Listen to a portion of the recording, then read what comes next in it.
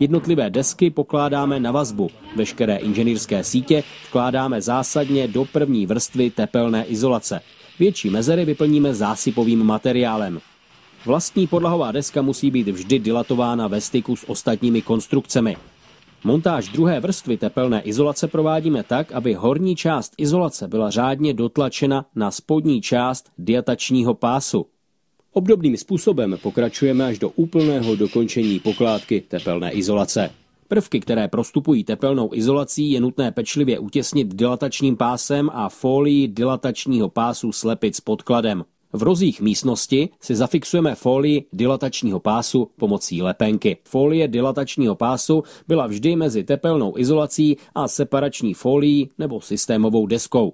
Separační folii položíme tak, aby její kraje byly minimálně 3 cm od kraje stěny. Tento kraj slepíme s folií dilatačního pásu.